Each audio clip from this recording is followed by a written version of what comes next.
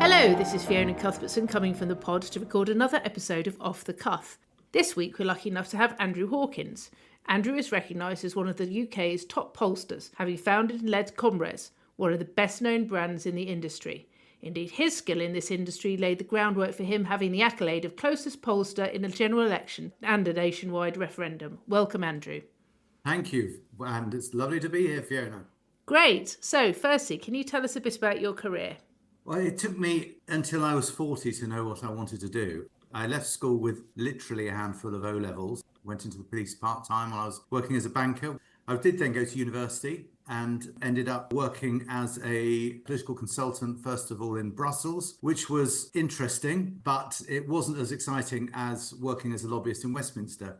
Gradually drifted towards polling, but on the way ended up doing a law conversion course, being called to the bar in 1995. And over that time, I was working for a polling firm where among my clients were the Conservative Party during what John Major described as his 18-month winter when he was challenged for the leadership by John Redwood. And from there did some in-house roles. And in 2003, thanks in part to the fact that lobbying was changing and that was placing different demands, creating different opportunities for the polling industry, I set up Comres from what was to become our third child's bedroom. And from there, moved into some offices in Westminster, built that up over 17 years until it was acquired by Next 15 in 2019. During COVID, I set up a crowdfunding platform to raise money for some of the more impecunious clients that we had at Comres. And I realized that in order to do a crowdfunding platform well, you really needed far more money than I had access to at the time. And from there, I ended up doing some polling for them instead. And it's been a very interesting journey, this one, because I set up Whitestone Insight in 2022, in part because some of my clients at Comres were finding it very hard to commission polling at all. Notably, during the Corbyn era, the whole area of employee activism made it quite difficult to run a substantial company in the media sector like polling. And I'm sure this is true of a lot of people in PR and public affairs and advertising and all sorts of other areas. And so when some of my team said that they had problems working for such controversial clients as the Centre for Social Justice, it's not surprising, therefore, that some other clients found themselves struggling to be taken seriously by the polling industry. And Fiona, I've always stood for freedom of speech, and I think clients should be able to ask the public whatever questions they want. And so that's what Whitestone Insight does. We do some corporate work as well, but we do a lot of work for people in the public policy area. What a career. So having had the accolade of closest pollster in a general election and a nationwide referendum, as I mentioned in my introduction, what do you think are the most important qualities for a pollster to possess? You mentioned ensuring freedom of speech. What else is there? I think the most important quality a pollster can have is humility, and it's in fairly short supply in the industry. We know from the laws of statistics that 1 in every 20 poll is going to be outside the margin of error. And therefore, while we've got to let the data do the talking, we also need to be humble enough to recognise when some of our assumptions are wrong. If I may add a second quality to that as well, I think it's important for people in the Westminster Village to hop on a train and get outside London. And from my experience, there's been a huge benefit to living 170 miles away and travelling up to London weekly. For example, during the Brexit referendum, the run-up to the vote, I could just see a very different picture emerging outside London. You couldn't miss it. I remember doing a talk in our village hall before the Brexit referendum, and I asked for a show of hands. And certainly the majority of hands went up for those intending to vote to leave. And that just stood in stark contrast to the atmosphere in central London, especially in my office. I had a wonderful team of mostly 20 and 30-somethings who passionately wanted the UK to vote to remain and wanted it so much that some of the dials that we used present the fact that polling can be an art form as much as a political science. I think it's very, very important, especially in the current climate, when we look at what's happening with the surge in support for reform, that we find out what's going on out there in the country. One of the other things that you talk about quite a lot which isn't always as popular as it might be, is the fact that you have a very Christian view of life and you believe that it is important for pollsters to have Christian values. Why is that? What an interesting question. I would say that our civilization has been shaped by Christian values. It's kind of the water that we swim in, even if we don't see it. In fact, Tom Holland, the historian, not Superman, when he published Dominion, he very kindly came in and did a talk to my team. One of my colleagues set this up, and to my astonishment and delight, he agreed. He invited us to consider all of the things that we value about our culture, be that equality, care for the poor, looking out for the vulnerable, university education, orphanages, hospitals. And he said we owe them all to Christianity. Now, Tom at the time wasn't a Christian, but he was making a cultural observation. And I don't believe that to be a good pollster, you have to be a Christian. That's absolutely not the case at all. But I think there are certain values which owe their roots to Christianity in respect of integrity, honouring our colleagues as being made in the image of God. And everyone has unique and infinite value. And I think those are values that are beneficial when they're practiced universally. And also clearly ensuring that everyone has their say. Coming back to your ability to see the direction that polls are going in, have there been any times that you have been surprised about the result of a particular political poll? Many times I've been surprised, not only with regular political polls when they suddenly show a lurch in one direction that you hadn't expected, but there have been one or two occasions when something has bubbled over or said something about the state of the media and the world in which we live. And I'd like to give just one example, which I've never really talked about publicly before, but in the wake of the Charlie Hebdo attacks in France, we at Comrades were commissioned by the BBC, this is a rather topical subject, to conduct a poll of British Muslims on their attitudes towards the attacks. This is obviously a very, very sensitive area. So we conducted the research, and I remember having the tables delivered to my desk, and my jaw just dropped when I saw the results, because for the first time we were seeing significantly more sympathy for not just the objectives, but also the methods of a terrorist attack overseas. And the BBC were clearly very nervous about this, and they came back to me some weeks later after delivering the results to them and asked us to double the size of the sample to 1,000. This was in the days when it was quite difficult to get a sample of 1,000. So we pointed out that it would cost them twice as much.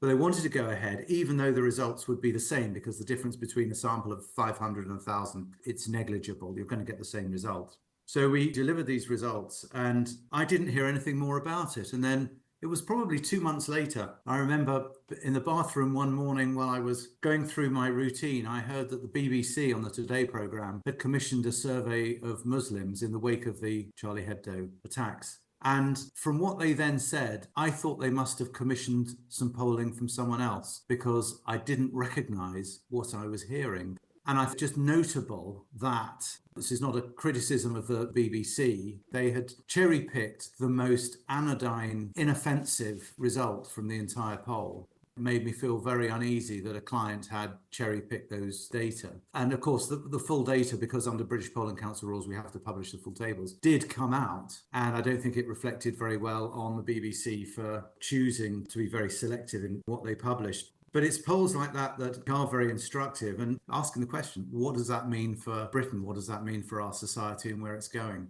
You've mentioned the BBC. It is a very topical subject at the moment. Could you have expected that such a fallout could have happened over a particular report? I've done lots of work over the years for the BBC, including for Panorama, and I was really stunned at the way that the footage of Trump was spliced together in what it's hard to avoid concluding was an attempt to make him look something other than what he is. I don't hold a torch for the man at all, but I do believe that the BBC has to be beyond reproach, and I think that clearly something has gone wrong. Almost as shocking as that has been watching senior people at the BBC leap to the conclusion that this is all part of a right-wing conspiracy. And it goes back to a question you asked me earlier about the most important qualities for a pollster to possess. And I think that some of the BBC commentators who are jumping to that conclusion need to show a bit of humility themselves and humility on behalf of the institution. Something has gone wrong. This is an appalling moment just before BBC Charter renewal discussions get underway. And I would have hoped to see some more serious soul searching by some of the most influential and highly paid figures at the BBC when things have gone so badly wrong. Do you think it could be because of this bubble that we talked about earlier on, the fact that people within London often feel that they have a particular view which is reflected elsewhere and that essentially they're immune to anybody being able to show any different opinion? Yeah, it is exactly that. I think the culture shift that we've seen really over the last probably 15 years, the homogeneity of outlook of places like the BBC, but question is whether that's the case in other broadcasters as well. It's extraordinary when we come to think of that broadcaster like GB News has ever managed to get off the ground, given just the general prevailing culture. But I think it's also responsible in part for poking the silent majority such that we now have, at the last count, it was about 150 polls where reform has been well out in front. And the establishment, in my experience and observation, is running for cover from that. They're in abject denial, and that must go for parts of the BBC and parts of the rest of the media sector as well. And do you think that people have become less tribal with respect to their political affiliations, which means that essentially you just can't assume that someone's going to follow your views or vote for your party just because either they have done before, they're having more of a think about what it actually might mean for them? There's a really interesting long-term phenomenon that we can see. If we go back to the period immediately after the Second World War, around 9 in 10 people voted for one of two main parties. And the biggest driver of voting intention was class. And in the 1980s, we saw the beginnings of a de-alignment from class, and subsequent to that, a total fragmentation of vote. So now there are four parties vying for support, hovering in or just under the teens. And as I mentioned before, and then reform with between twice and three times as much support as any one of those four smaller parties. And the other factor in all of this as well is the huge variation in swings that we've seen at election time. We have a much more fluid voting base, and it seems to have coincided with a collapse in trust in all the main institutions. So what people are going to be voting on is going to be much more possibly visceral. It may be shallower, but either way, we're in a totally different set of rules now than we were even 5 years ago. And what role do you think social media plays in modern polling? Polling hasn't really changed since the 90s in respect of the impact it has on the electorate and on politicians themselves. Politicians will still say the same old rot about the only poll that matters, blah, blah, blah. But I think the real impact of social media will be on enabling tactical voting, as we saw in the Caerphilly by-election. And I think that for the next election, I think this could have a real impact in pulling together coalitions of voters who would normally vote for different parties in order to stop a candidate. It enables coordination, but I don't think it changes the rules of the game. Obviously, you mentioned the fact that a lot of the polls have the main parties in the teens. The government are clearly struggling in the polls. Does poor polling at this stage always equate to a general election loss, or could they bring it back, do you think? I don't think anything is ruled out. I'm just saying that at a theoretical level. We just don't know what might happen. Reform is heavily contingent on Nigel Farage being there to lead it. And if he's not there to lead it, on somebody of equal ability to engage with that section of the country's voters. So anything could happen, but there have been structural changes in the way that people vote, the likes of which we haven't seen in our lifetimes. I think it makes it incredibly difficult, and the scale of descent steeper, and therefore the recovery job all the harder. The other real challenge for Labour is the prism of failure, which is what they're being presented day in, day out, whether that's in policy terms or whether it's senior politicians tearing each other apart. even if all of that were to stop tomorrow, it would take a long time for people to have a different view of what the Labour Party stands for. A big believer in fashion, and I believe in political fashions. For a party like the Labour Party to recover, they need to make it fashionable to vote Labour again. And at the moment, it's profoundly unfashionable because everybody you speak to says what a terrible bunch they are and what an awful job they're doing. They need to get the policy right. They need to get the country working, the economy working, but they also need to make people feel that they are on their side once again. So anything is possible. Recovery is possible, but the hill they have to climb is an unenviable one. Coming back to the impact that reform is going to have on the political environment, it is no more fashionable in some ways, certainly in some places, to vote reform. So is their job any easier, or is everybody got a hard time coming to win votes going forward? Back in the run-up to the Brexit referendum, we had the EU themselves saying that it would spell disaster. We had George Osborne saying it would be an economic meltdown. We had the likes of Eddie Izzard and a lot of celebrities telling us to vote to stay in. We had Barack Obama. Do you remember him saying that we would be at the back of the queue? Not the line, but the queue, which made people suspect that he'd been teed up to say that by British government. Everything that David Cameron did seemed to chuck fuel on the fire of the country, who felt, you're not listening to us. And I have to say, I think that government's doing exactly the same. I think the establishment and this general idea that if you vote for reform, you are a deplorable is going to make people dig in. There are two things that reform don't have that they need. One is party loyalty. Now, they have party loyalty insofar as people don't want to vote for any of the other parties, but they haven't got a track record of lots of people who are incumbent MPs fighting seats they already have. So they are on the defensive here. The other thing that reform needs, in my view, is a very clearly articulated set of values. And reform need to be very clear about what they stand for. Do they stand for libertarian values, or are they socially conservative? Do they stand for state intervention, or are they free market? That's one of their principal weaknesses at the moment, and they've got to nail that. Now, if they do nail that, the prize could be very high indeed. I think back to the ghost-written autobiography of George W. Bush called Decision Points. And in that, he makes it very clear. He says, you may not agree with all the decisions I took, but all the decisions I took were informed by my principles. And here are my principles. This is my kind of North Star. Everything I do is going to follow the principles. And that's what reform needs. Otherwise, it just looks like a mishmash of policy ideas designed to disrupt, sometimes designed, people will think, to be nasty to foreigners or migrants or whatever, or other parts of society. And they need to be very careful that they create that prism through which people see them, and it becomes fashionable to vote for them. Talking of the North Star within politics, when I started working in the House of Commons many, many years ago in 2001, the Whip's office had quite a lot of control of the party. When David Cameron said anybody in the cabinet even can talk about their views on Brexit and they can campaign whichever way they want to, that, in my mind, opened a bit of a can of worms that basically anything goes, even within a party. Would you say that has had an impact on a party's ability to hold one line, have one North Star, have views that they are going to maintain because they are in line with what that party is supposed to believe, as opposed to a mishmash? I think that's a very astute observation. And of course, rebellions weren't a new thing in Cameron's day. Of course, Thatcher had Heseltine, John Major had all sorts of people. But yes, it did seem that with the Brexit referendum that a certain Rubicon was crossed.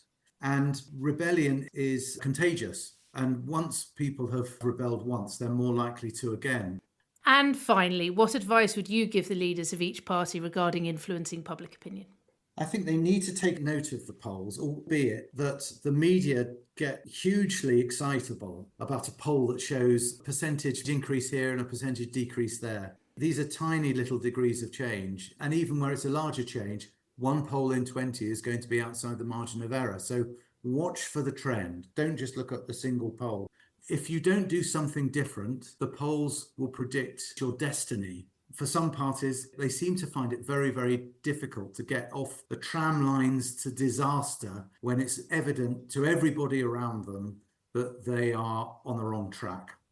Andrew, thank you so much for coming on today. It has been most interesting to hear how polling has become an invaluable part of policy making and measuring political impact, as well as the need for those looking to influence public opinion to be honest and look beyond their own prejudices. Thank you to the listeners who've hopefully enjoyed the show as much as we've enjoyed making it. If you have any questions regarding the podcast today, please feel free to comment. If you think it's worth coming back, please like and subscribe. If you feel that you need something to tide you over to the next podcast, please buy my book Party Games on Amazon. And on that note, I'll see you next time. Hope you have a good week, one and all.